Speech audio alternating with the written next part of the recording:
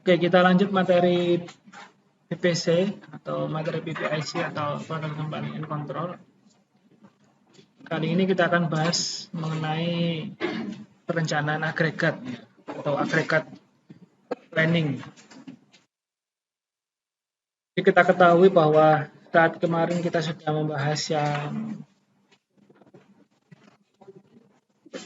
membahas mengenai peramalan begitu ya. Kalau kita lihat bagian ini, langkah selanjutnya saat kita ketahui demand-nya, demand forecast-nya, ataupun peramalannya begitu, maka selanjutnya kita akan melakukan yang namanya perencanaan agregat. Ya. Jadi perencanaan agregat sehingga nanti kita bisa mengetahui agregatnya, jadi agregat produksinya begitu. Nah, kalau kita lihat di sini bahwa perencanaan agregat itu erat kaitannya dengan yang namanya production plan. Istilah lainnya production plan. Jadi kalau kita lihat di sini production plan itu dia dikatakan long range. Ya, jadi resource requirement plan. Jadi dia bisa dikatakan long range begitu. Sehingga biasanya kalau dalam konteks industri manufaktur begitu, seringkali industri tersebut melakukan perencanaan agregatnya itu di awal tahun. Nah, kayak gitu. Bisa seperti itu. Jadi dia perencanaan agregatnya di awal tahun. Sehingga nanti periodenya adalah periode perencanaan yang didapatkan nanti bulanan, kayak gitu. Perencanaan bulanan. Sehingga kalau kita ketahui bahwa perencanaan bulanannya nanti direncanakan pakai MPS gitu ya, Master Production Scheduling. Bisa seperti itu.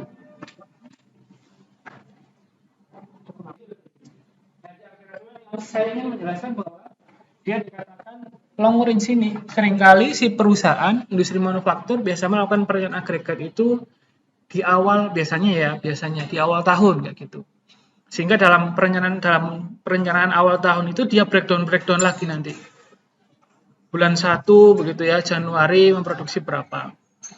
Bulan 2 memproduksi berapa hingga sampai seterusnya.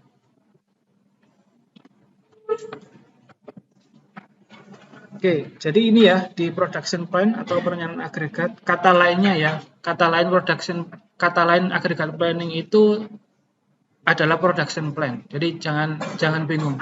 Istilah lain perencanaan agregat itu juga dia disebutnya production plan. Nah, kalau kita merujuk pada production plan ini ya agregat planning begitu ya. Nah, tujuan utama dalam production plan atau agregat planning adalah untuk membangun tingkat produksi yang sesuai dari rencana bisnis strategi yang dicapai. Jadi untuk membangun tingkat produksi yang sesuai. Jadi nantinya kita akan coba cari dalam satu tahun tadi kita akan coba bikin anggaplah 1 bulan.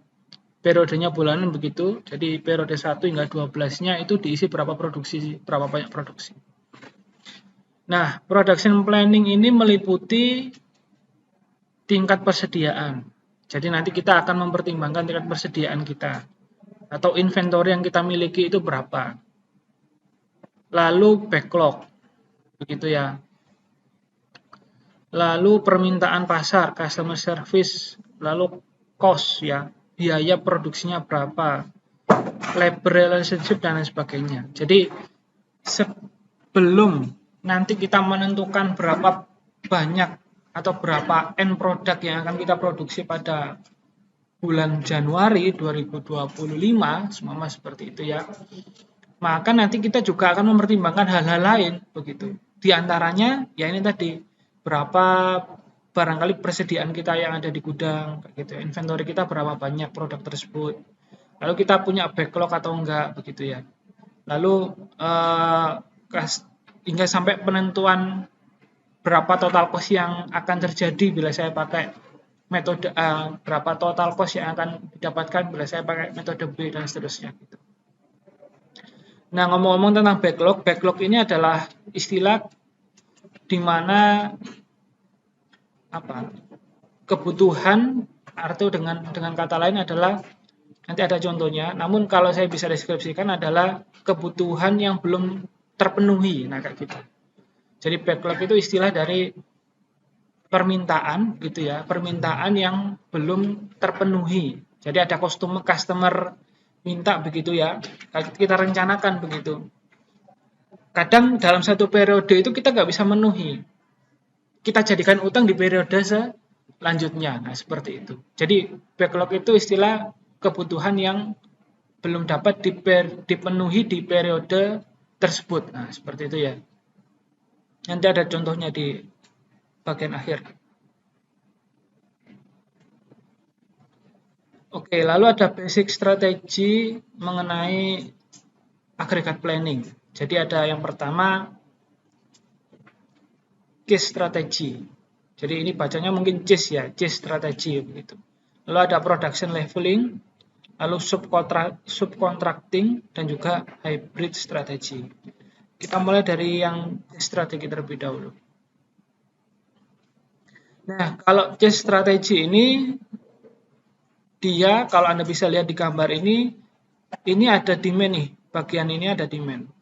Yang ini merepresentasikan waktunya begitu ya.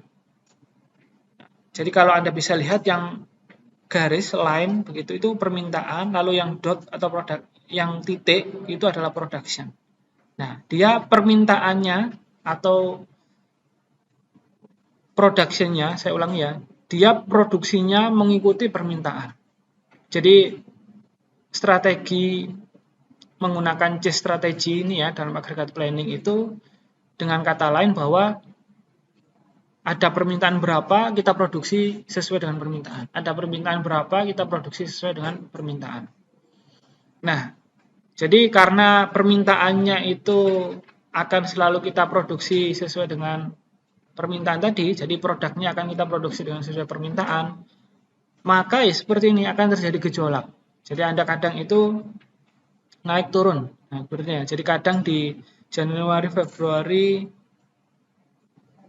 ya ini periode tertentu begitu ya. Nah, di tiap periodenya kalau naik, kalau turun, begitu turun, terkadang naik, kadang naik. Hal yang seperti ini akan berpengaruh besar terhadap sumber daya yang akan dibutuhkan, gitu ya. Jadi Anda bisa bayangkan kalau lagi butuh produksi banyak, pasti butuh tenaga kerja banyak, kayak gitu ya. Butuh apalagi mesinnya, jumlah mesin yang cukup banyak juga. Butuh waktu yang harus dikerjakan, dibutuhkan waktu untuk mengerjakan produk ini pasti lebih banyak kalau permintaannya banyak. Dan juga sebaliknya, kalau dia lagi turun, wah yang tadinya banyak, nggak dipakai dong, seperti itu. Nah ini nanti ada hitung-hitungannya, sehingga dengan case tertentu, maka kita akan coba bandingkan beberapa metode, lebih bagus yang mana sih dari sisi cost-nya, seperti itu. Dari sisi biaya yang dibutuhkan untuk merunning dengan permintaan yang sama. Kalau kita pakai case strategi, level atau mix itu kira-kira cost-nya lebih murah yang mana, gitu ya. Nah di sini case strategi itu tingkat persediaan tetap stabil, tetapi tingkat produksi bervariasi untuk memenuhi permintaan. Iya. Dia dikatakan tingkat persediaan stabil itu dalam artian adalah inventory-nya itu nggak ada, gitu ya. Jadi kalau kita memproduksi tidak akan kita simpan, gitu. Karena apa? Permintaannya sesuai dengan yang diproduksi sesuai dengan permintaan. Jadi saya nggak bakal menyimpan barang yang saya miliki kayak gitu. Sehingga dikatakan bahwa di sini nanti inventory-nya 0. Sehingga kalau inventory itu kan ada yang namanya biaya inventory gitu. Jadi biaya inventory-nya bakal nggak ada kalau kita pakai case strategi. Nah, dia dikatakan keuntungan case strategi begitu ya ini, low level inventory. Jadi inventory-nya dia ya bisa dikatakan nggak ada ya kalau selama kita memproduksi sesuai dengan permintaan begitu, inventory-nya bakal kosong. Kerugiannya adalah biaya mahal jika cost of varying capacity-nya tinggi. Jadi maksudnya adalah kalau seumpama dari permintaan rendah ke permintaan tinggi, itu kan kita butuh sumber daya yang tiba-tiba tinggi juga. Kayak gitu. Sehingga kita meningkatkan kapasitas kita gitu ya. Yang awalnya sebuah nih kapasitas kita 50 saja, 50.000. Ternyata permintaannya tinggi, tiba-tiba 100.000. Jadi biaya untuk meningkatkan kapasitas 50.000 ke 100.000 itu kan ada, muncul biaya begitu. Nah, sehingga yang namanya seperti ini dikatakan dia cost of varying capacity-nya tinggi. Jadi biaya yang digunakan untuk meningkatkan kapasitas itu tinggi. Lalu ada level strategi. Kalau Anda lihat di sini, saya lihat next terlebih dahulu untuk memperlihatkan gambar. Nah, contohnya seperti ini. Jadi kalau level strategi, Anda bisa lihat demand versus production-nya. Jadi kalau produksinya dia, kalau saya awali dari demand dulu deh. Kalau demand-nya semua nih fluktuatif begitu ya, awalnya turun tiba-tiba naik begitu. Sedangkan kalau kita pakai level, itu kan berarti flat gitu ya. Jadi produksinya itu ya terus sebegitu terus gitu ya. Ya di titik tengah-tengah atau dia dari nilai rata-rata yang permintaannya ada. Atau di tengah-tengah begitu ya. Anda bisa lihat di sini kalau semua dia production-nya lebih tinggi daripada demand-nya. Nah, seperti itu ya. Ini kan butuh yang namanya juga cost juga gitu untuk menurunkan apa namanya untuk memenuhi, saya ulangi lagi ya, untuk memenuhi demand yang ada begitu kan butuh cost juga ya. Dan juga sama kalau semua kita demand-nya tinggi tapi produksinya adalah tetap begitu ya, pasti kita nggak bisa memenuhi permintaan pelanggan. Nah, gitu ya. Kita lihat terlebih dahulu di sini. Jadi kalau level strategi itu perusahaan menggunakan kapasitas mesin dan workforce level dengan output rate yang tetap gitu ya. Tadi dikatakan dia flat terus. Produksi periode 1 sampai periode akhir dia flat terus, sama terus. Keuntungannya menghasilkan kelancaran operasi karena menghindari biaya untuk mengubah tingkat produksi gitu ya. Jadi dia lancar sekali produksinya. Maksudnya kalau dalam konteks produksi ya, lini produksinya lancar sekali karena ya sudah di tiap periode memproduksi jumlah yang sama dari periode awal hingga sampai akhir. Namun kerugiannya adalah inventory yang tinggi maupun backlog yang mungkin terjadi. Nah, kayak gitu. Jadi inventory-nya juga mungkin akan tinggi. Kalau Anda bisa lihat di sini, produksinya adalah sekian, tapi demand-nya kecil, demand-nya kurang. Begitu. Pastikan ini ada gap gitu ya. Nah, gap ini kan artinya bahwa ada produk yang sisa gitu ya. Nah, produk sisa itu disimpan di gudang menjadi inventory. Nah, inventory biaya kalau kita ketahui bahwa salah satu biaya yang muncul itu saat kita melakukan aktivitas manufaktur adalah biaya penyimpanan, gitu ya. Jadi ada cost of inventory namanya. Jadi ada biaya inventory yang akan mungkin terjadi di sini. Saat adanya production itu lebih besar daripada demand. Dan juga sebaliknya, kalau seumpama demand-nya lebih tinggi dari produksinya, nah dikatakan di sini tadi kita akan mungkin terjadi yang namanya backlog, gitu ya. Nah, jadi artinya bahwa kita tidak bisa memenuhi permintaan yang ada. Nah, itu untuk level strategi. Selanjutnya ada subcontracting. Subcontracting saya tampilkan terlebih dahulu untuk gambar itu seperti ini Pak Mas. Prinsipnya adalah subkontrak itu kita memproduksi sekecil mungkin dari sumber daya yang kita miliki kayak gitu. Contoh nih di periode sekarang ini kita punya jumlah tenaga kerja sekian, jumlah mesin sekian begitu kan. Habis itu sumber daya yang kita miliki sekian begitu. Kita lihat dari sumber daya kita sekian tadi, itu mampu memproduksi berapa sih kayak gitu. Nah, saat kita melihat bahwa ternyata mampu memproduksi sejumlah N. Berarti bahwa ya sejumlah N tadi itu kita gunakan sebagai media untuk memenuhi permintaan yang ada. Kalau suatu saat nanti ada permintaan yang lebih dari sejumlah N tadi yang kita punya, maka kita subkontrakkan. Sederhananya seperti itu Mbak Mas. Nah, sederhananya seperti itu. Nanti di contoh soalnya ada. Jadi kita punya sumber daya sedemikian rupa, sehingga sumber daya sedemikian rupa itu kita bisa memproduksi sejumlah, anggaplah 1000 buah. Gitu ya. Tapi di periode-periode yang akan datang, kemungkinan nanti akan bisa saja permintaannya itu 2.000 buah atau 3.500 buah seperti itu. Jadi sisanya tadi ya kita subkonkan ke perusahaan lain.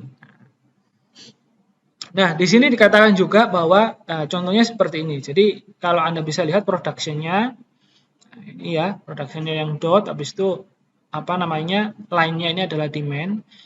Ada berpeluang juga seperti ini Pak Mas. Jadi ada dua peluang. Jadi yang pertama tadi saya menceritakan bahwa kadang kita memproduksinya itu sejumlah sumber daya yang kita punya. Gitu ya. Sumber daya yang kita punya bisa memproduksi berapa. Kalau ada permintaan lebih dari sumber daya yang kita bisa produksi atau kapasitas yang kita bisa produksi, kalau lebih dari itu kita subkonkan. Yang kedua dia ya, saya ulangi ya. Yang kedua seperti gambar yang ada di sini. Nah, seperti gambar yang ada di sini artinya bahwa ya ini contoh gambar kalau kita memulai pabrik dari nol ya. Jadi contohnya saya ibaratkan ini memulai pabrik dari nol. Jadi dia lihat kira-kira di forecast dulu. Permintaannya itu paling kecil berapa? Ternyata berada di sini. Oh ya sudah, saya memproduksinya nanti sejumlah yang ada di sini saja. Sisanya kalau suatu saat nanti ada permintaan yang lebih, begitu, ya sudah saya memproduksinya tetap di sini. Gapnya yang ada di sini tadi saya subkonkan. Nah kayak gitu. Bisa dua peluang. Kalau selama Anda perusahaannya sudah running, ya berarti jadi pakai yang nomor satu tadi. Sumber daya Anda bisa memproduksi berapa, atau dengan kata lain, kapasitas produksi Anda berapa, sisanya disubkonkan, subkontrakkan. Atau yang nomor dua, contohnya, yang nomor dua saya analogikan kalau Anda buat pabrik baru. Di forecast dulu, ternyata saat di forecast permintaannya seperti ini, seperti yang ada di gambar. Kalau ada permintaan lebih, gapnya ini tadi, selisihnya saya subkontrakan. Seperti itu. Nah, di sini definisinya kalau kita lihat, selalu memproduksi pada tingkat permintaan minimum dan memenuhi setiap permintaan tambahan melalui subkontrak. Ya, artinya dengan kata lain, ya paling kecil, memproduksinya paling kecil yang kita bisa produksi, sisanya kita subkontrakkan ke perusahaan lain. Nah, keuntungan utamanya dari strategi adalah terkadang biaya. Gitu ya, keuntungannya terkadang masalah biaya. Terkadang nih ya, saya bilang terkadang karena kadang ya harus dihitung dulu. Apakah subkontrak, apakah apakah level, apakah case strategi itu biayanya yang lebih murah mana tergantung dari studi kasus yang ada, kayak gitu ya. Lalu kerugiannya adalah biaya pembelian mungkin lebih besar daripada item produk yang dibuat dari pabrik. Nah, seperti ini. Artinya dengan kata lain, kadang kalau kita memproduksi sesuatu sendiri karena memproduksinya adalah mass begitu, produksinya massal, kita bisa lihat bahwa HPP produk kita itu contohlah 50.000 sama gitu ya. Namun kalau kita subkontrakkan memproduksi produk yang sama yang diproduksi orang lain, kadang kita belinya nggak 50.000. Bisa juga 150.000. Nah, itu konsekuensi dari subkontrak. Kayak gitu ya. Sehingga menarik sekali dihitung begitu. Kira-kira antara metode satu dengan metode yang lainnya, pendekatan satu dengan pendekatan yang lainnya itu mana sih yang lebih murah? Seperti itu ya, Pak Mas.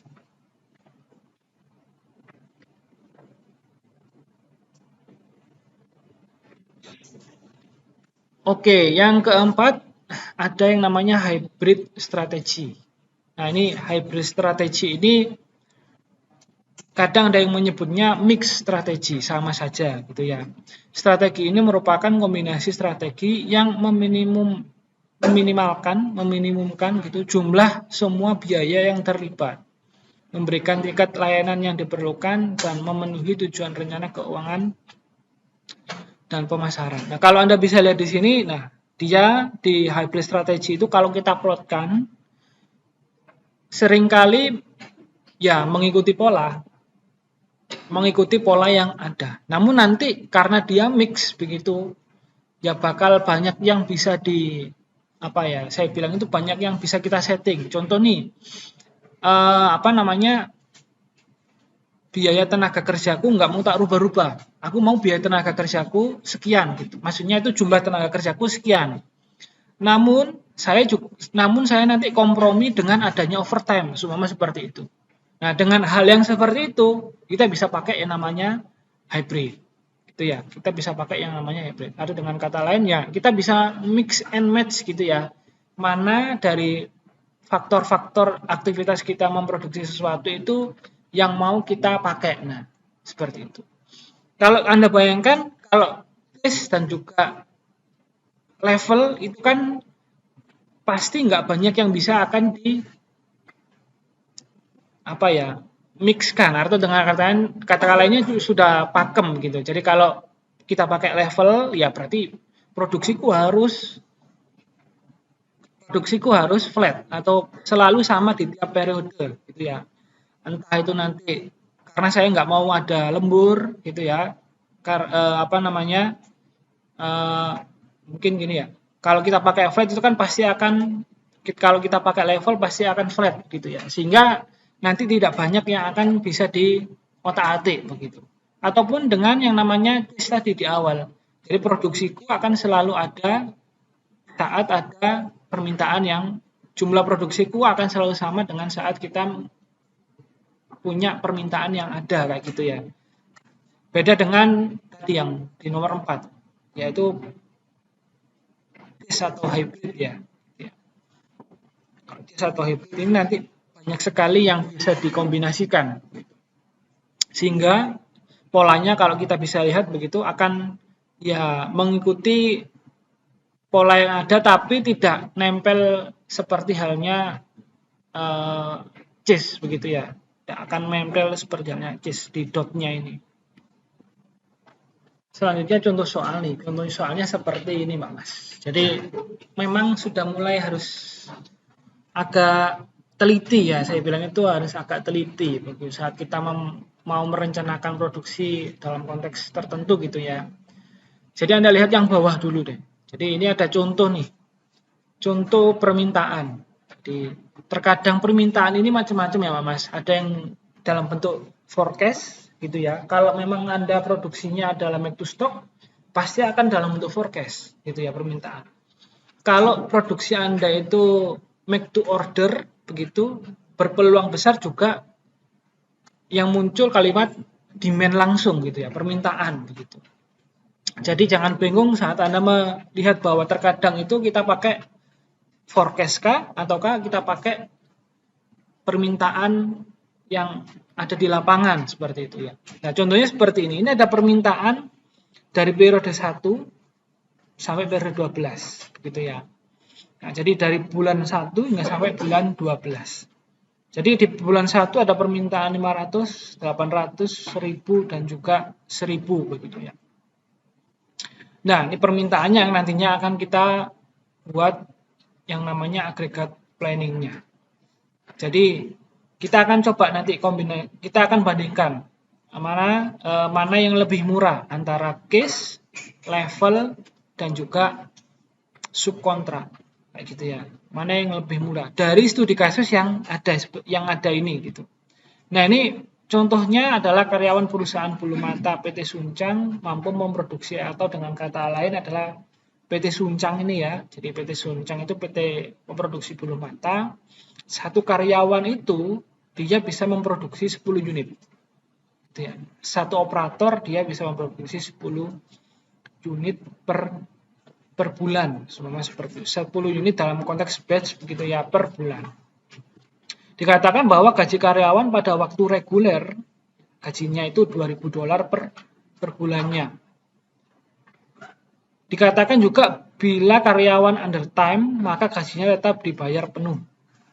Jadi kalau dia bekerja di bawah jam, cuma dia ada satu hari satu shift ada 8 jam, cuma direncanakan sama PIC-nya selesai dalam 5 jam, itu kan undertime ya, contohnya seperti itu, dia tetap digaji penuh. Lalu aturannya tidak boleh overtime. Nah, ini ada aturan bahwa tidak boleh ada lembur tuh di PT Suncang. Lalu biaya penambahan karyawan baru, ya, jadi dia kompromi, suatu saat kalau ada karyawan baru, untuk mengadakan karyawan baru ini butuh biaya sebesar $2.000 per karyawan baru kayak gitu ya. Dan biaya pemecatan kalau seumpama nanti karyawannya itu di layoff gitu ya. Karyawannya di layoff, maka kita kasih kompensasi sebesar $500 per orangnya. Jadi ada biaya rekrutmen saat nanti suatu saat gitu ya kita butuh tenaga kerja banyak, biayanya $2.000 per orang. Kalau biaya layoff suatu saat kalau semua produksi kita turun, ya kita layoff begitu ya karyawannya, biayanya adalah $500 per orang. Lalu diketahui juga biaya inventory. Jadi biaya kalau semua kita suatu saat gitu ya punya barang yang kita produksi itu barangnya kita simpan begitu di gudang, 1 unit produk ini biaya penyimpanannya adalah $32. Nah, kayak gitu ya, biaya penyimpanannya adalah $32. Diketahui pada saat ini ada 140 karyawan dan inventory awal adalah 0. Buat rencana agregat dengan data berikut ini. Jadi seperti itu.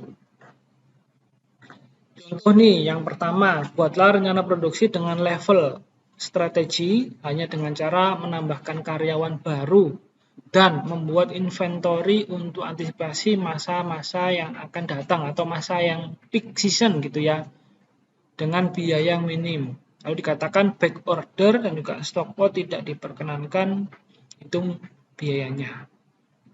Lalu yang kedua, buatlah rencana strategi dengan menggunakan chase strategi yang hanya memperbolehkan hire dan juga layoff. Ini tergantung itu ya aturan main kadang itu ya saya bilang. Jadi yang harus diperhatikan contoh ya sebelum saya nomor 3, yang nomor 1 itu aturan mainnya itu nggak boleh ada back order dan juga stock out. Atau dengan kata lain itu nggak boleh ada 1 kali periode itu hanya cukup sekali order. Jadi kalau ada kekurangan itu ya tidak boleh order lagi gitu. Back order nggak boleh. Dan juga stock out atau kekurangan kekurangan produk. Jadi contoh nih kalau di periode tertentu ternyata kita nggak bisa memenuhi permintaan yang ada, itu tidak diperbolehkan gitu ya. Tidak boleh ada yang namanya stock out. Itu aturan main yang nomor 1 saat kita memproduksi level strategi di studi kasus ini. Jadi di luar sana studi kasusnya macam-macam Mbak Mas, gitu ya. Jadi di aturan mainnya harus diperhatikan.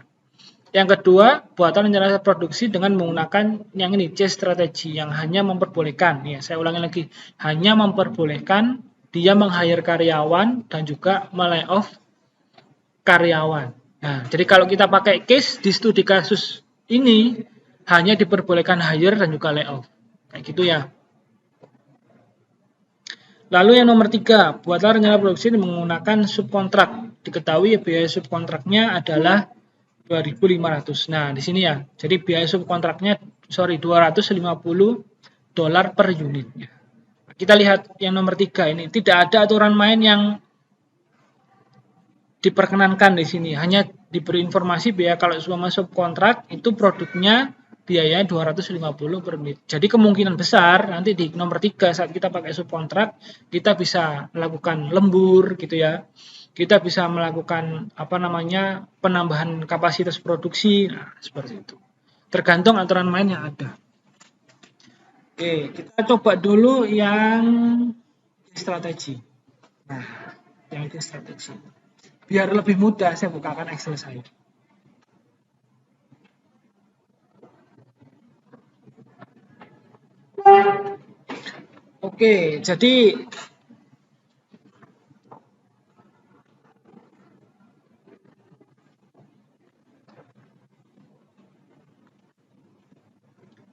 Oke, jadi seperti ini Pak Mas.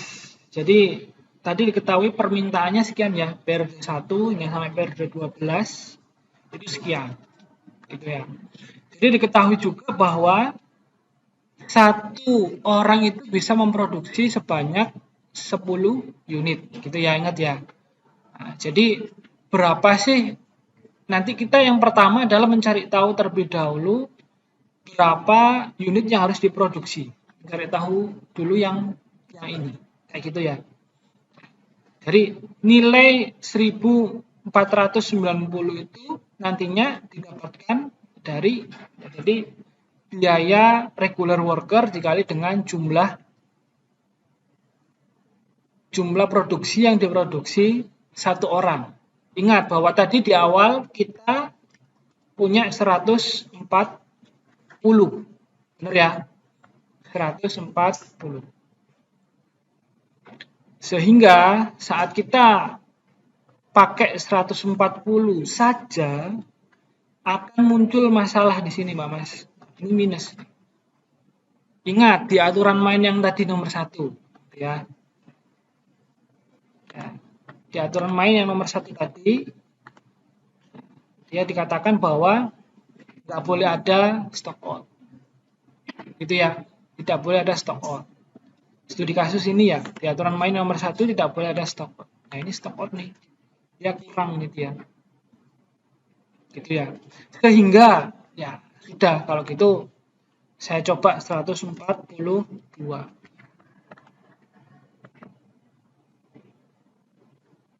Wah masih ada nih, padahal nggak boleh ada stock out, gitu kan.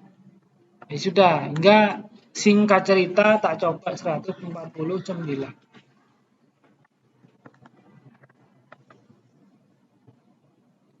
Nah, baru 149 dia nggak ada stock out. Pak 148 Pak, coba Pak. Ya saya coba. Ya 148. Masih ada stock out. Gitu ya. Jadi 148 masih ada stock out. Apa boleh Pak dijadi yang awalnya 140 jadi 149? Ya, kita lihat saja aturan main yang nomor 1 tadi. Ada informasi nggak mengenai apakah boleh meng-hire orang atau tidak?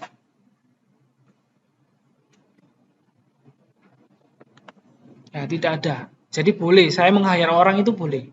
Ya, di aturan yang nomor 1 untuk kita yang level strategi dikatakan tidak ada aturan itu, sehingga yang awalnya 140 tak jadikan pekerjaku itu menjadi 149 boleh.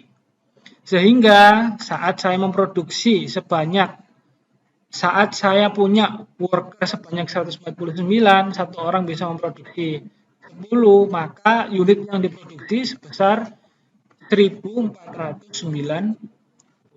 Nah ingat, level itu adalah produksinya tetap dari periode 1 hingga sampai periode akhir.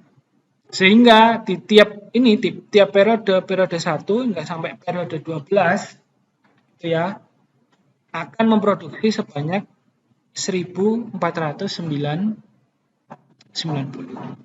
Nah, oke, ini clear ya. Jadi produksinya nanti banyak 1490. Lalu kita lihat inventory kita. Saya punya 1490 di periode 1. Kita produksi. Sedangkan permintaan kita itu nanti hanya 500. Sehingga sisanya adalah 990. Tak simpan di gudang. Jadi inventory untuk periode 1. Gitu ya. Sama hingga sampai periode 1 hingga sampai periode ke-12. Contoh lagi, periode ke-2. Saya punya di gudang 990. Lalu di periode kedua saya produksi 1490. Sedangkan permintaannya hanya 800. Jadi sisanya adalah 1680 tak simpen di gudang. Gitu ya. Sampai periode 12. Nanti di periode 12 saya punya inventory on hand periode 12 sebesar 580. Nah, tinggal kita lihat nih gaji-gaji ataupun biaya-biaya yang akan keluar di tiap periodenya. Yang pertama adalah gaji regular worker. Jadi regular worker tadi adalah biayanya adalah 149 dikali dengan regular workernya kan 2000 ya. 149 dikali dengan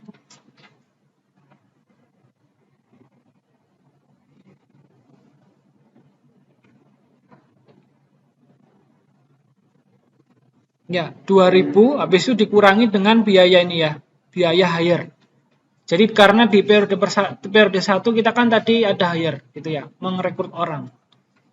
Sehingga untuk periode 1 regular worker-nya itu sebesar sekian. Sebesar 280.000 dolar gitu ya. Lalu kita lihat overtime-nya nggak ada. Hire layoff-nya ada. Karena tadi kan 140 menjadi 149. Sehingga jadi 9 orang yang saya hire dikalikan dengan sekali hire tadi harganya $2.000. Gitu ya. Jadi 9 dikali dengan 2.000. Nilai hire-nya adalah cost biaya untuk kita meng-hire orang periode pertama adalah 18. Lalu yang selanjutnya adalah inventory cost. Karena kita punya inventory, punya biaya yang kita punya produk yang kita simpan di gudang. Jadi tadi satu produknya bernilai kalau tidak salah 32 ya. Jadi 32 dikali dengan 990 didapatkan berapa? 31.680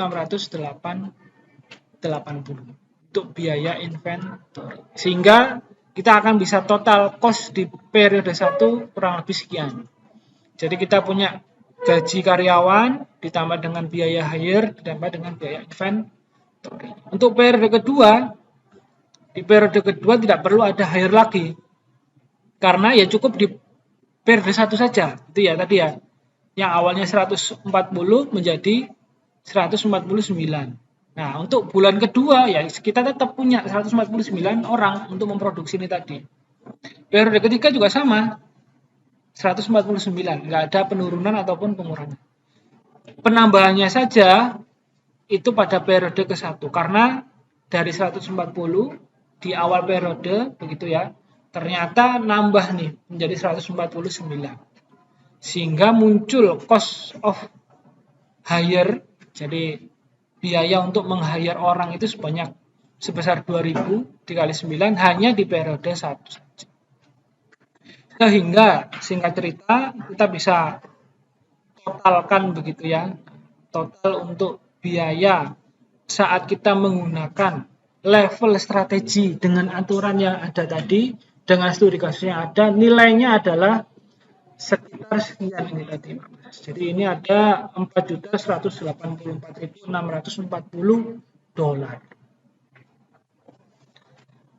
Kurang lebih seperti itu untuk level strategi. Ingat ya, kalau level strategi itu yang flat adalah jumlah produksinya. Yang ini ya. Jadi unit yang diproduksi ini adalah yang flat. Dari awal periode sampai periode akhir itu sama.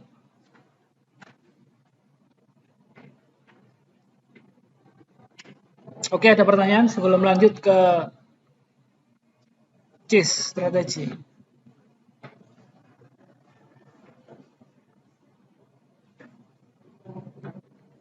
Belum ada? Udah ya kayaknya ya. Tinggal ditambah kurang kali gitu aja ya. Kalau pakai Excel apalagi tinggal dilink-linkkan aja ya. Tinggal tarik-tarik aja sebenarnya ya.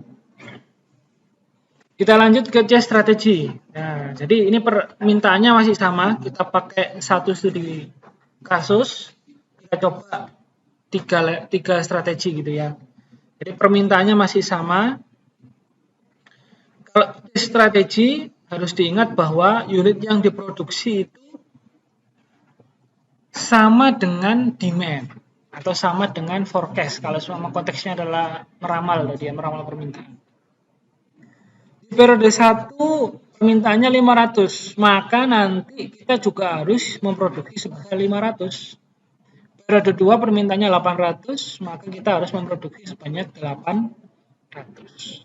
Periode 3 1000, maka nanti kita harus memproduksi sebanyak 1000. Nah, ini mulai kelihatan nih gejolak-gejolak yang ada saat kita pakai JIS. Mulai dari yang namanya penambahan dan pengurangan workernya yang ada, Anda bisa lihat di sini fluktuatif karena permintaannya itu harus sama dengan produksinya, gitu ya. Nah, maka nanti akan yang terdampak itu adalah regular workernya. Jadi pekerjanya itu akan mengikuti sejumlah produksi yang ada gitu, sejumlah permintaan yang ada. Lalu juga,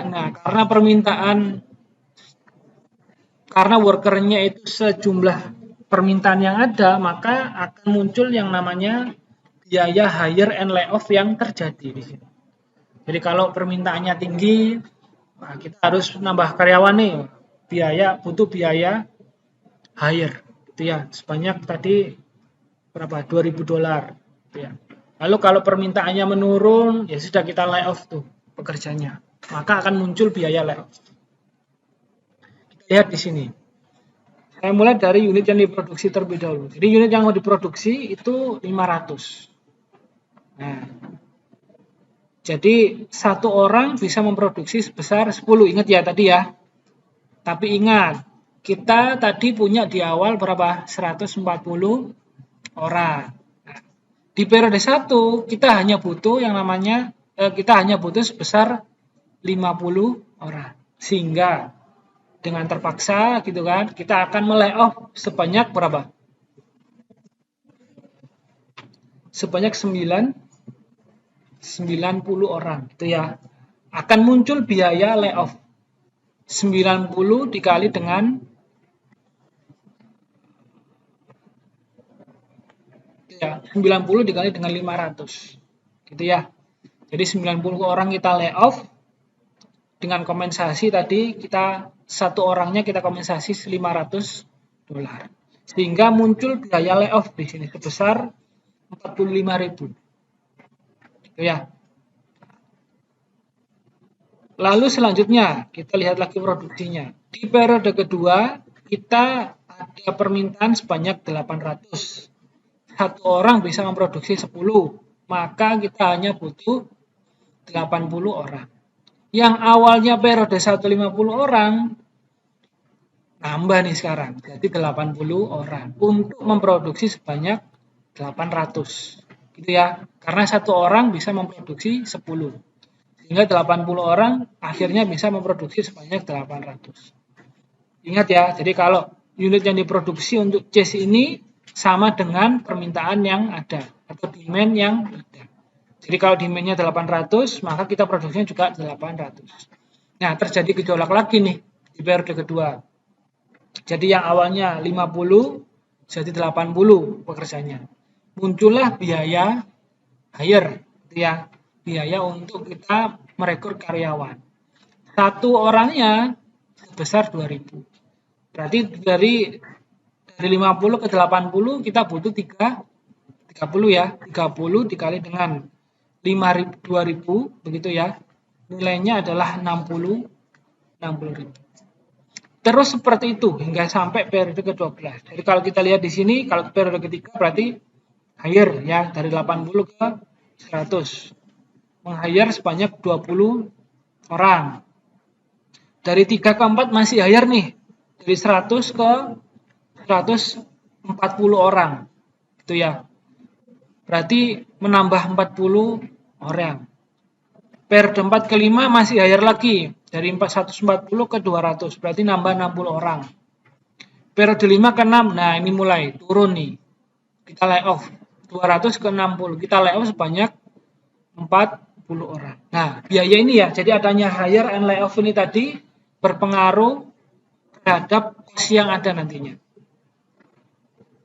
Sehingga kalau kita bisa total cost seperti ini Pak Mas. Jadi total cost-nya didapatkan dari biaya gaji karyawan ditambah dengan biaya hire dan juga lupa inventory-nya kok nggak ada cost-nya. Ya, tidak ada. Karena kan nggak ada barang yang kita simpan. Ingat ya. Jadi kalau case tadi production-nya sama dengan permintaan yang ada. Jadi kita tidak akan menyimpan barang di gudang.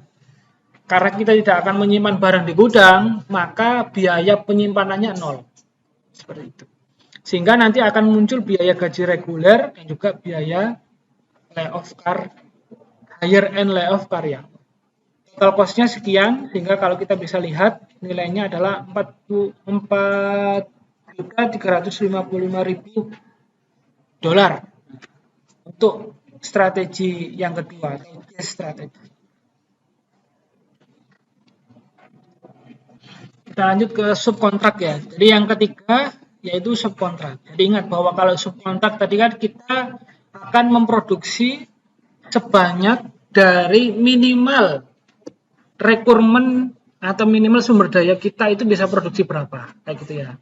Jadi kalau sumber daya kita bisa memproduksi berapa, ya sudah itu kita jadikan nilai terkecil atau nilai minimal yang akan kita produksi. Sisanya ya kita subkontrakkan.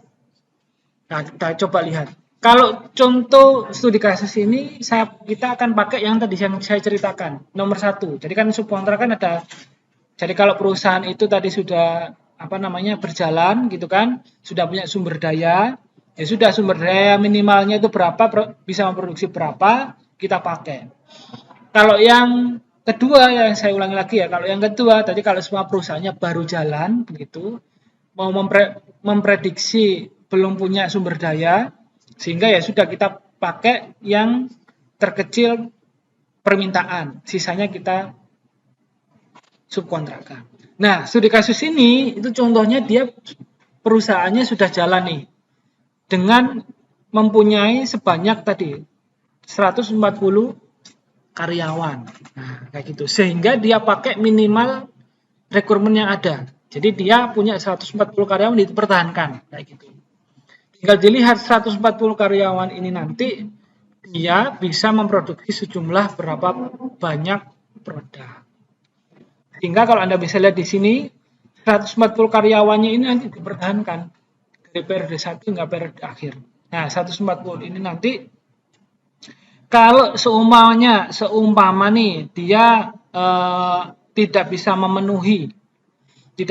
memenuhi permintaan begitu ya di periode tertentu, maka sisanya dia subkontrakkan. Kita lihat sama-sama.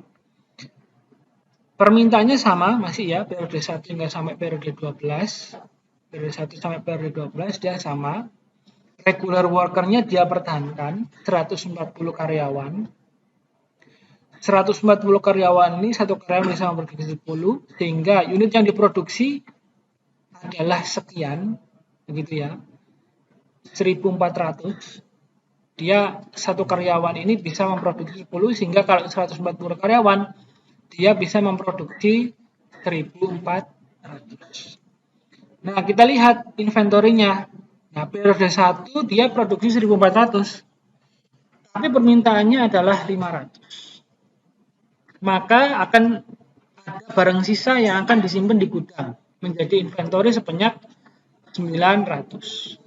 Periode 1 900 masih ada di gudang atau inventory on hand-nya 900 di periode 1. Periode keduanya memproduksi 1.400 lagi.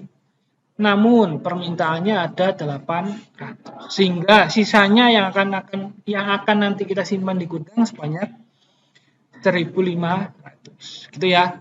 Sama periode ketiga 1.500, kita produksi 1.400, tapi permintaannya hanya 1.000 saja. Maka sisanya kita akan taruh di gudang lagi sebanyak 1.900.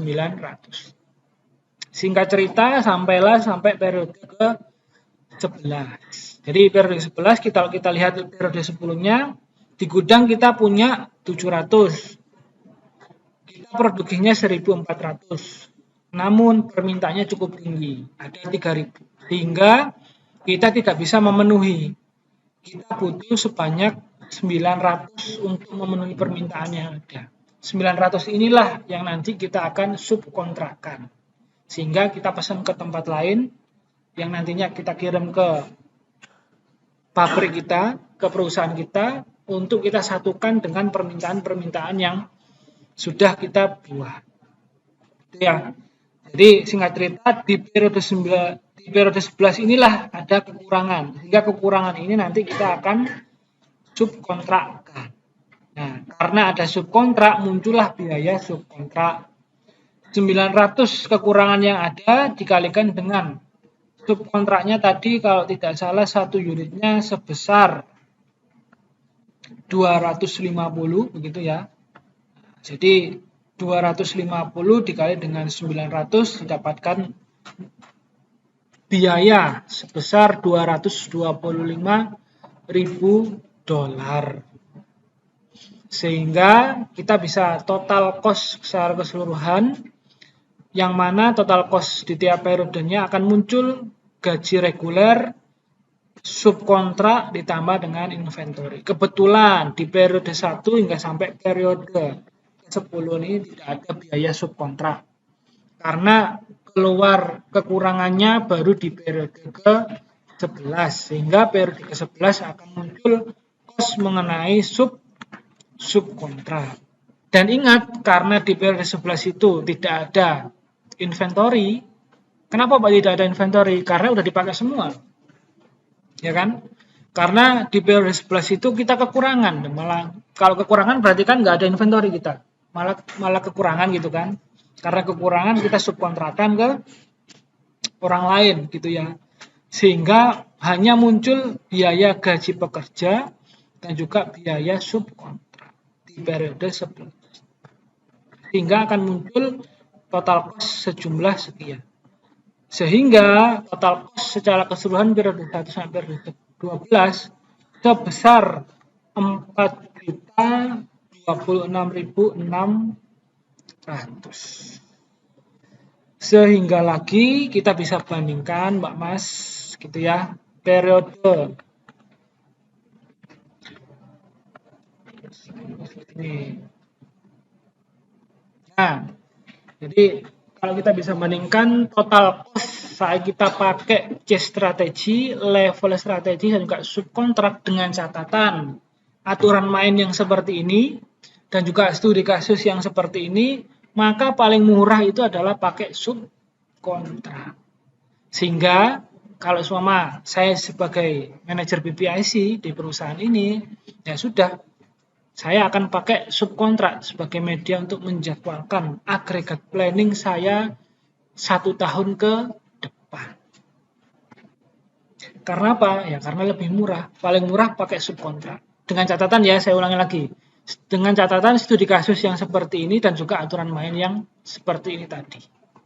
Karena apa Pak? Ya karena studi kasus di luar itu ya sangat variatif sekali ya. Sangat bermacam-macam dan juga sangat variatif sekali. Jadi belum tentu subkontrak selalu murah, paling murah belum tentu. Jadi harus dihitung dulu apakah level, apakah case, apakah subkontrak.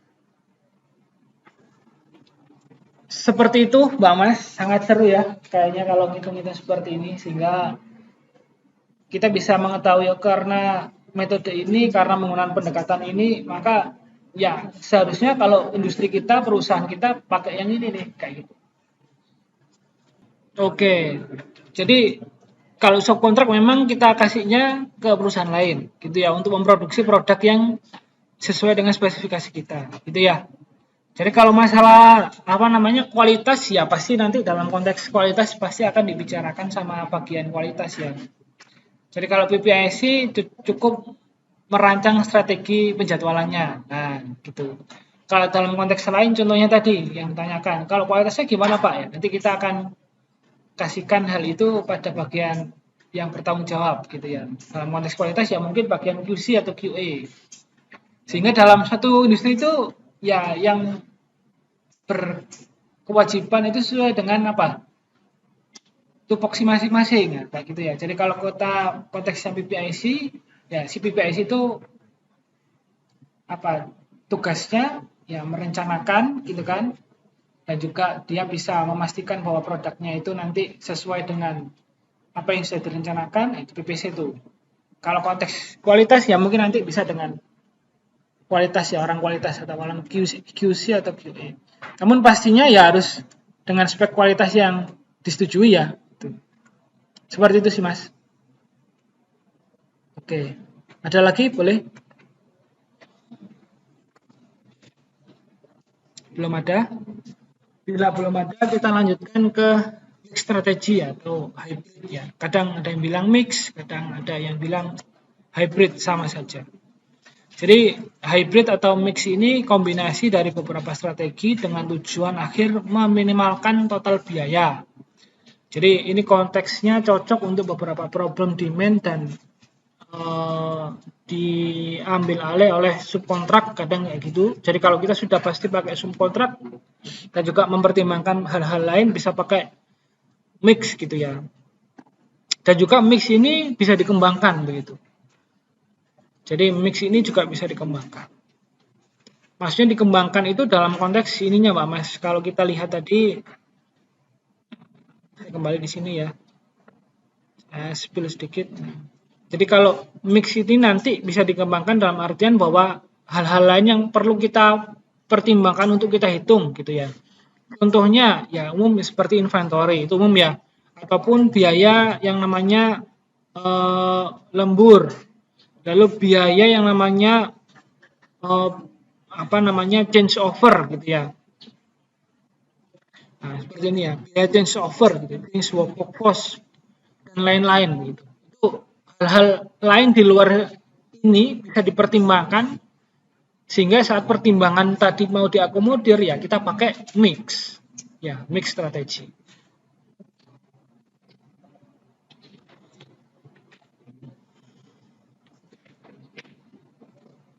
Oke, contohnya seperti ini kalau mix strategi. Jadi ada PT namanya Maju Mapan, begitu 5758 Maju Mapan ingin mengembangkan rencana produksinya. Jadi laju produksi bersifat konstan. Di sini dikatakan laju produksi dia itu bersifat konstan. 200 unit per bulan. Perusahaan memperbolehkan lembur sebanyak 25% dari level produksinya. Atau dengan kata lain 25% dari 200. Atau dengan kata lain lagi 50 unit. Jadi hanya boleh lembur, yang mana lembur tersebut memproduksi 50 unit sudah selesai lemburnya. Jika dengan lembur orderan tidak terpenuhi, gitu ya. Jadi kalau lembur memproduksi 50 unit tidak terpenuhi, maka diperbolehkan dilakukan pengurangan atau penambahan tenaga kerja. Jadi pertama lembur dulu. Kalau lembur itu demand-nya tidak terpenuhi, permintaannya tidak terpenuhi, maka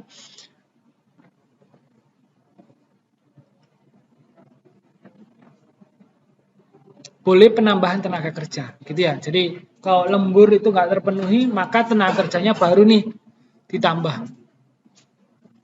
Di sini dikatakan bahwa biaya inventory, jadi kalau ada inventory nilainya $50, lalu biaya kenaikan produksi, gitu ya. Jadi biaya change workforce, gitu ya, perubahan produksi yang awalnya nilainya seumpama 100, nanti karena permintaannya tinggi saya rubah nih menjadi 200. Jadi biayanya adalah $100. Lalu biaya penurunan produksi, nah ada juga nih, yang awal produksinya tinggi menjadi turun, biayanya $150. Lalu ada biaya overtime sebesar $20. Lalu diketahui peramalan permintaannya seperti ini. Jadi periode 1 nilainya 220, periode 2 170 demand-nya, hingga sampai periode 8 300 demand-nya. Nah, kita akan coba lihat kembali di Excel saja biar lebih mudah. Ingat bahwa ini tadi dia cerita bahwa PT Maju Mapan itu dia level production-nya itu dari periode 1 hingga akhir sama, yaitu 200 unit produk. Nah, gitu ya. 200 unit produk. Lalu dia dikatakan bahwa ada permintaan sekian, dari 220 sampai 300 permintaannya. Lalu kita akan coba agregat planning, perencanaan produksinya, pakai mix nih. Kira-kira dengan kondisi yang seperti ini, nanti kita butuh biaya sebesar berapa untuk dapat merunning produksi dengan konteks seperti ini. Yang pertama, periode pertama, ada demand sebanyak 220. Production rate kita standar 200, gitu ya. Artinya bahwa dengan kondisi standar, dengan kondisi yang existing, kita bisa memproduksi sebanyak 200. Kurang dong, kurang 20, gitu ya ceritanya ya. Jadi kita kurang 20.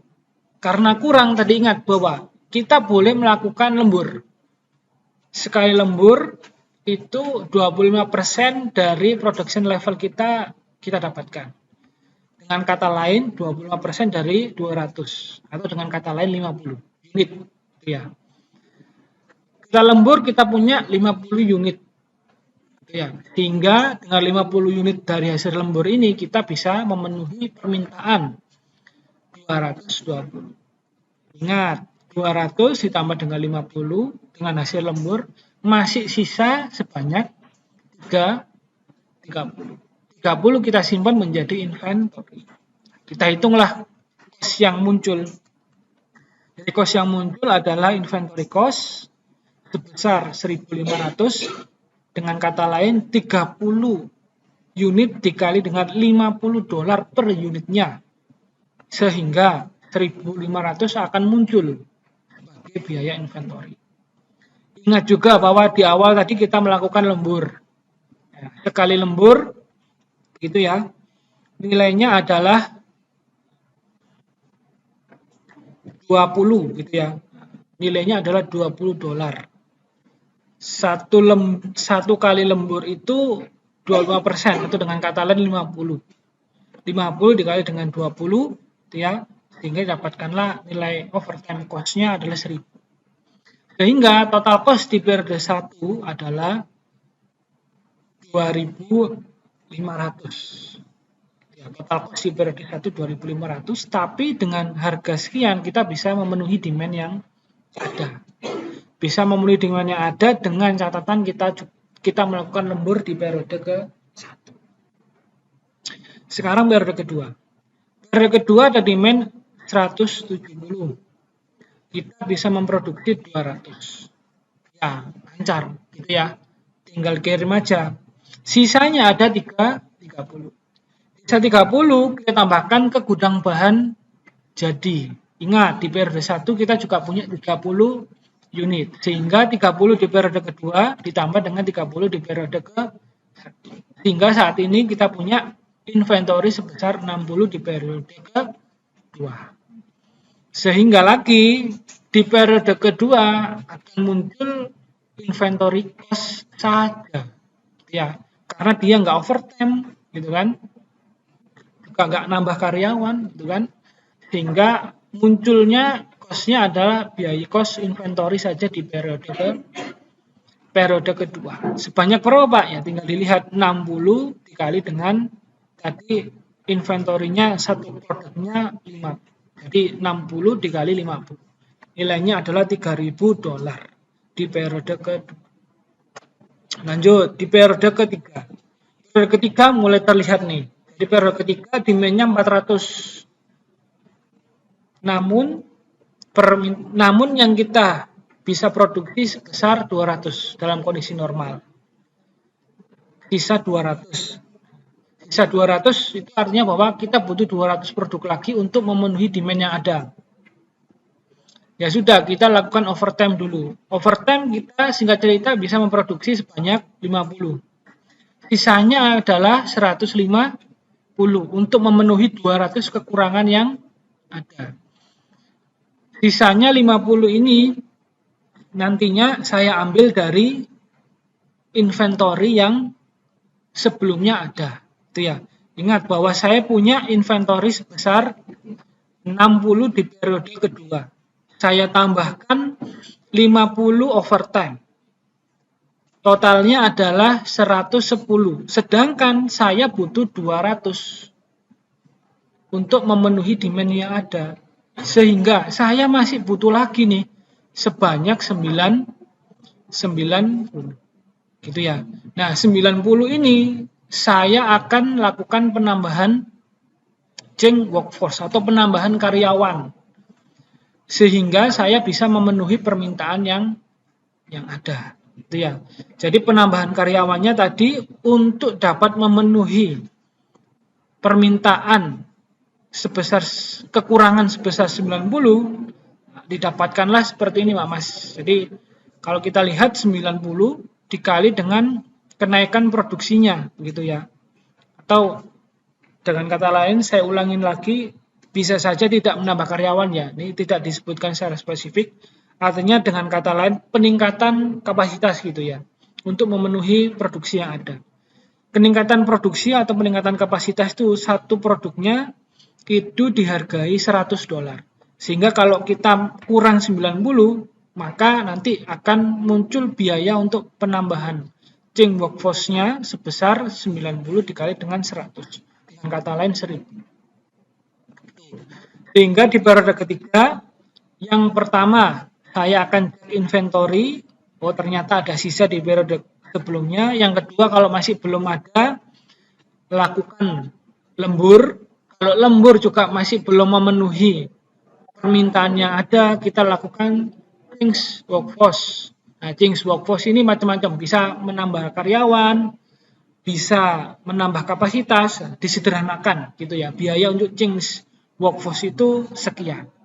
Sehingga di periode ketiga nanti akan muncul biaya overtime sebesar 1000 dan juga change workforce sebesar 9000. Saya ulangi lagi.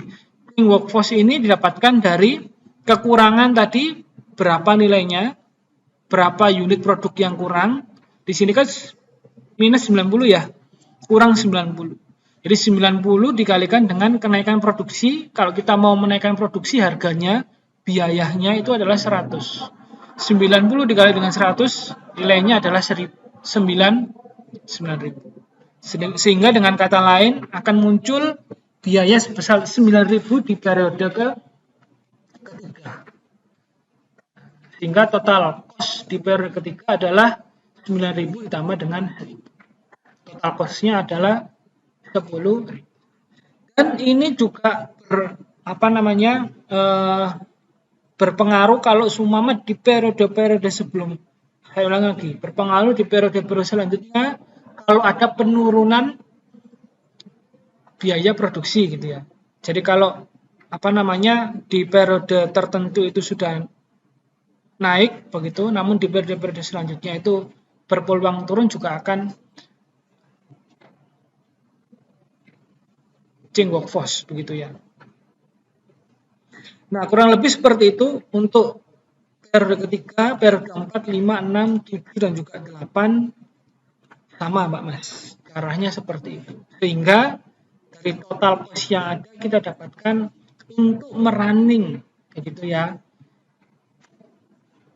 aggregate planning dengan menggunakan mix strategi atau hybrid strategi. Dengan studi kasus yang ada ini, si perusahaan kita membutuhkan biaya $101.500. Nah, kurang lebih seperti itu. Untuk aggregate planning menggunakan mix atau hybrid strategi. Masih ada 2 example problem lagi. Jadi aggregate planning lumayan banyak studi kasus ya. Jadi saya berikan ini sebagai media untuk memperkaya. Oh, ternyata ada yang seperti ini, ada yang seperti ini gitu ya. Oke, problem yang ketiga seperti ini Mbak Mas. Jadi saya ambil dari referensi buku begitu. Jadi Al-Maghreb fish sinkers make a product group of fresh fish sinkers and want to develop a production plan for them. The expect opening inventory is 100 case and the company want to reduce that to 80 case by the end of the planning period. The number of working days is the same for each period. There are no big order. The expect demand for the fish sinkers is as follow. Jadi seperti ini intinya. Jadi kalau Anda bisa lihat tunggu. Jadi ada forecast begitu, permintaan periode 1 hingga periode kelimanya kurang lebih seperti ini. Jadi ini ada suatu perusahaan begitu ya, di mana perusahaannya dia itu mempunyai inventory atau opening inventory itu sebesar 100 case gitu ya. Jadi 100 bungkus begitu ya. Jadi perusahaan ikan begitu ya, mungkin ini ikan dalam kemasan begitu, ikan olahan dalam kemasan perusahaannya. Si perusahaan ini di periode awal dia punya opening inventory sebanyak 100. Atau dengan kata lain, saat periode 1 itu dia sudah punya 100 inventory gitu ya. Dan di perusahaan ini nanti menginginkan di periode terakhir inventorinya menjadi 80. Ya, jadi kalau kita lihat di sini periode ke-1 dia punya inventory 100. Tapi nanti di periode akhirnya dia ingin inventorinya menjadi 80. Nah, dengan studi kasus ini nanti berapa sih production yang harus diproduksi? Kayak gitu ya.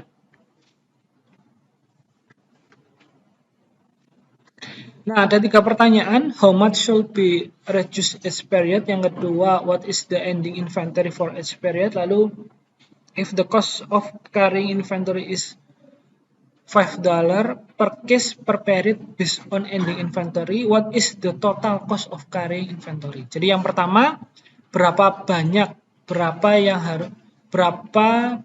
yang harus diproduksi di tiap periodenya, kayak gitu. Yang pertama yang A. Lalu yang kedua, what is the ending inventory each period? Yang kedua itu berapa ending inventory-nya di tiap periode. Jadi periode 1 itu ending inventory-nya berapa, periode kedua ending inventory-nya berapa, hingga sampai periode kelima ending inventory-nya berapa. Lalu yang ketiga, total cost of carrying inventory jika inventory-nya itu satu produknya bernilai $5. Ya. Oke, kita lihat sama-sama. Nah, jadi yang seperti ini ada studi kasus juga bisa seperti ini. Jadi kalau kita ketahui forecast-nya sudah sedemikian rupa, atau dengan kata lain Anda bisa forecast sendiri, didapatkanlah forecast tertentu begitu kan. Anda punya inventory di awal sebanyak 100 dan nantinya Anda ingin inventory akhirnya itu berapa gitu. Contohnya di studi kasus ini ingin inventory akhirnya itu menjadi 80. Jadi berapa sih production di tiap periode? Yang pertama, tadi pertanyaan yang A. Lalu yang kedua ending inventory, itu tiap periode berapa? Dan juga total cost dari keseluruhan aktivitas ini berapa? Kita lihat dengan studi kasus seperti ini, maka kita bisa cari seperti ini Mbak Mas. Jadi production record-nya, jadi produksi di tiap periodenya. Jadi kita total terlebih dahulu semua nih permintaan atau di sini direpresentasikan sebagai forecast. Jadi 110 tambah dengan 120 tambah 130 tambah 120 tambah 120 totalnya adalah 600. Nah, 600 ditambah dengan inginnya ending inventory-nya berapa? Kayak gitu. Jadi kan tadi inginnya ending inventory-nya 80. Inginnya ending inventory 80. Jadi 600 tambah 80 dikurangi. Nah, tadi inventory di awal berapa? Jadi inventory di awalnya 100. Jadi 600 tambah 80 tambah dengan dikurangi dengan 100 itu nilainya adalah 580. Sehingga 580 kita bagi jumlah periodenya ada 5. Dengan konteks ini nilainya adalah 116 case per period gitu ya. Sehingga dengan kita memproduksi 116 case per period ini nanti di periode akhir itu bakal kita punya 80 inventory di periode akhir. Lalu yang kedua, pertanyaan kedua atau yang B. Jadi ending inventory-nya berapa sih? Tinggal ditambahkan saja ya. Opening inventory-nya 100 ditambah dengan production yang diproduksi 116 dikurangi demand yang ada atau direpresentasikan sebagai forecast demand-nya begitu ya, sebanyak 100, nilainya adalah 106 case.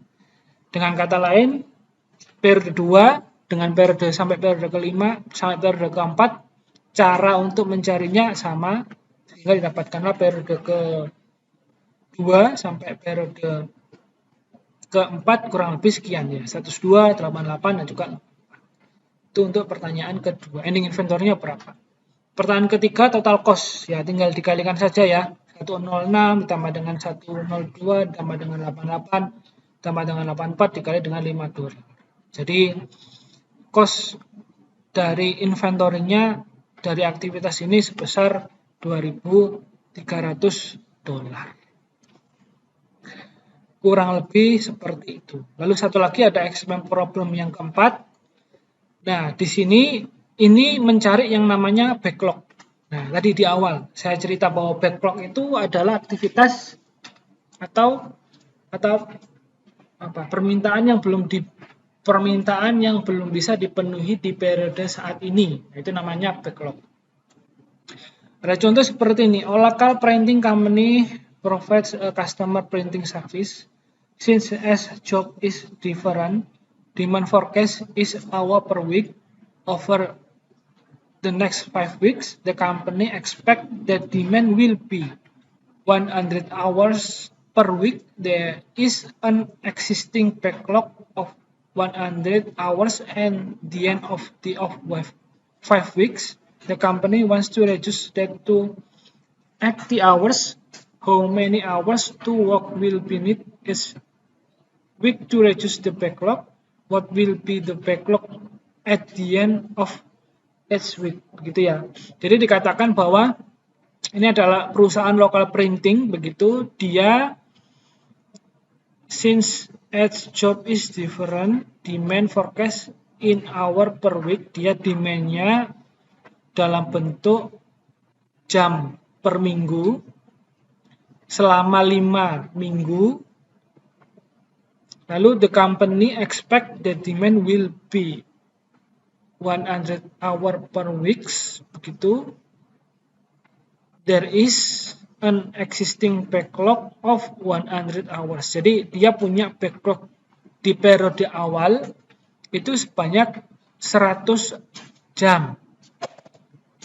Di mana dia ingin bahwa periode akhirnya nanti di periode kelima backlognya dia bisa turun menjadi 80 jam. Nah, jadi contohnya seperti ini ya. Jadi dia punya 5 periode, lalu di tiap periodenya tadi dikatakan bahwa 100 jam begitu ya. Lalu ini dia plan production-nya kita bisa dapatkan dari yang seperti ini. Jadi total production artinya bahwa 100 dikali 5 ya, 100 1 2 kali 5 totalnya 500. Lalu ditambah dengan backlog di awal atau ditambahkan dengan ini backlog dia project backlog di awal sebanyak 100 ditambah dengan dikurangi dengan rencana backlog dia nanti di periode akhir menjadi 80, atau dengan kata lain kalau kita lihat di sini backlog di periode akhirnya 80. Sama ya dengan yang problem 3, ditambah opening backlog dikurangi project backlog di akhir. Sehingga totalnya adalah 520 hours. Sehingga weekly production-nya 502 dibagi dengan 5 karena 5 periode. Sehingga di tiap periodenya dia memproduksi 104 jam gitu ya. 104 hours. Nah, lalu sehingga kita bisa mencari yang namanya project backlog tiap minggunya, tiap week-nya. Jadi project backlog di minggu pertama, jadi out backlog-nya 100, atau dengan kata lain ini, ya, 100 ditambah dengan forecast-nya 100, forecast minggu pertama 100, lalu dikurangi dengan weekly production-nya, produksi di periode ke-1 104. Sehingga project backlog-nya di periode 1 atau minggu 1 96 jam. Jadi periode 1 96 jam dan seterusnya. Jadi kurang lebih seperti itu tadi. Kita bisa mencari yang namanya project backlog di tiap periodenya. Jadi selain kita mencari yang namanya production, begitu kan, berapa sih yang harus diproduksi, konteks aggregate planning juga mencari berapa sih yang harus kita proyeksikan, backlog yang kita bisa lakukan, yang bisa kita proyeksikan. Namun terkadang juga ini menjadi hal yang variatif ya, atau seringkali namun perancangan aggregate planning itu ya konteksnya adalah berapa production yang harus diproduksi. Namun tidak menutup kemungkinan dengan contoh yang seperti ini kita juga bisa mencari berapa backlog yang nanti kita bisa lakukan, kita bisa proyeksikan. Seperti itu.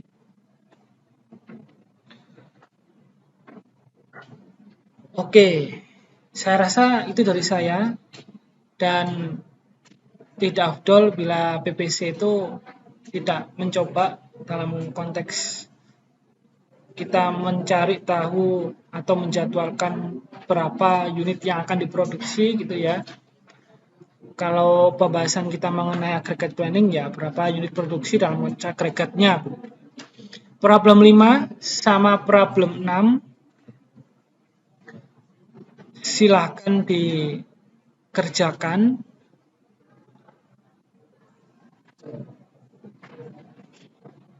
secara mandiri saja ya sebenarnya ya, agar Anda bisa mencoba begitu. Silakan dikerjakan sebagai syarat untuk Anda saya anggap masuk di kelas ini. Jadi ini saya tidak akan ambil nilai dari sini, tapi sebagai media syarat untuk Anda masuk di pertemuan kali ini. Jadi boleh dikerjakan saat ini di kelas, begitu boleh dikerjakan juga barangkali Anda mau sambil ngabuburit juga di mana di tepi sawah barangkali boleh silakan gitu kan.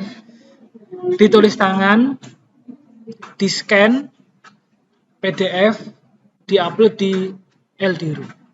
Ya, ditulis tangan, scan PDF, diupload di LDRU. Saya beri waktu maksimal hingga sampai minggu depan. Jadi ada 2 problem, jadi silakan dipahami di problem kelima dan juga problem ke-6. Saya ulangi lagi, memang ini tidak akan saya ambil sebagai nilai karena ini sebagai media untuk men-trigger Anda mencoba bagaimana aggregate planning itu bekerja gitu ya. Jadi problem 5 dan juga problem 6 silahkan dikerjakan.